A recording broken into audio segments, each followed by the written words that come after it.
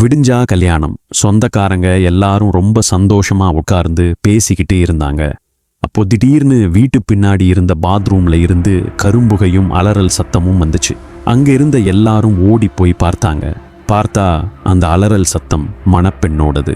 கதவை உடைச்சு காப்பாத்துறதுக்குள்ள உடல் கருகி இறந்துட்டாங்க. ரொம்ப நாள் கழிச்சு ஒரு நல்ல காரியம் நடக்க வேண்டிய நேரத்துல இப்படி ஆகிடுச்சேன்னு அந்த ஊரே சோகத்துல இருந்துச்சு. அந்த வீட்டுல ஒரு வயசான பாட்டி, அப்புறம் அந்த பாட்டியோட பையன், அவங்க மருமகள், அவங்களோட 2 குழந்தைகள். அதுல சின்ன பையனுக்கு பேச்சு வராது. அந்த பாட்டி முன்னாடி சூனியம் செய்யறது, ஆவிகளை ஏவி விடுறதுன்னு பிளாக் மேஜிக் வேலை செஞ்சுக்கிட்டு இருந்திருக்கிறாங்க. அவங்க மருமகளுக்கு 2ஆவதா வாய் பேச முடியாத சின்ன பையன் பிறந்ததும் அவங்களுக்கு உடம்பு முடியாம வீல் சேர்ல இருந்தாங்க. அவங்களுக்கு சாப்பாடு வேணும்னா பாட்டி கையில ஒரு பெல் இருக்கும். அதை ஆட்டுனா அவங்களுக்கு சாப்பாடு தண்ணி வேணும்னு தெரிஞ்சுப்பாங்க. மணப்பெண் மரணத்துக்கு அப்புறம் ஒரு நாள் ராத்திரி பெல் அடிக்கிற சத்தம் கேட்டு பாட்டியோட மருமகள் ஏதோ கேட்குறாங்க போலன்னு ரூம்ல போய் பார்த்தாங்க. ஆனா அங்க பாட்டி தூங்கிக்கிட்டே இருந்தாங்க. அப்போ சத்தம் எங்கிருந்து வந்துச்சுன்னு யோசிச்சுக்கிட்டு இருக்கும்போது கதவு திடீர்னு மூடிக்குச்சு. பயத்துல வேகமா போய் கதவை பிடிச்சு இழுத்துக்கிட்டு இருந்தாங்க. அப்ப மறுபடியும் பெல் அடிக்கிற சத்தம். இப்போ திரும்பி பார்த்தா அவங்க அத்தை முன்னாடி நின்னுகிட்டுன்னு இருக்கிறாங்க.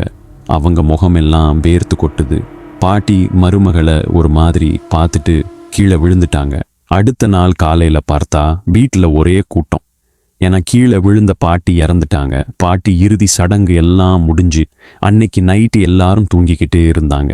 அப்ப பாட்டி ரூம்ல இருந்து மறுபடியும் பெல் சத்தம் கேட்டுச்சு. ஆனா அவங்க எழுந்து போகல. பக்கத்துல பார்த்தா தூங்கிக்கிட்டு இருந்த பையனை காணோம். பயத்துல எழுந்து போய் பார்த்தா வாய் பேச முடியாத பையன் பாட்டி ரூம் முன்னாடி நின்று சிரிச்சுக்கிட்டு இருக்கான்.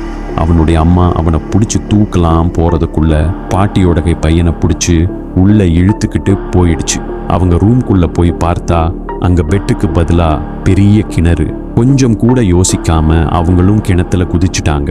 கிணத்துக்குள்ள இறந்து போன பாட்டியோட உடம்பு அழுகி போய் இருந்துச்சு. பக்கத்துல பையன் மயக்கமான நிலையில இருந்தான். பையனை மேல தூக்கிட்டு வந்துட்டாங்க. பையன் மெதுவா கண்முழிச்சு பார்த்து அம்மாவை கட்டிக்கிட்டான். அவங்க கிணத்தை திரும்பி பார்த்தாங்க. கிணறு அங்க இல்ல.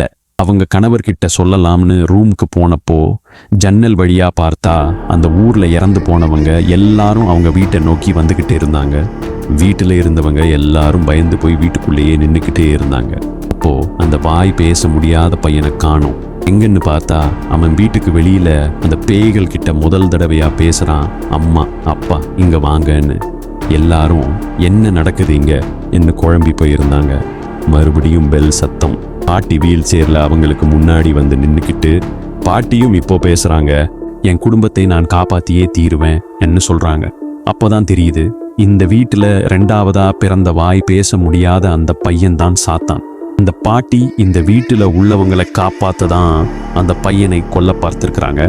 அதுக்கப்புறம் என்ன நடந்துச்சுன்னா,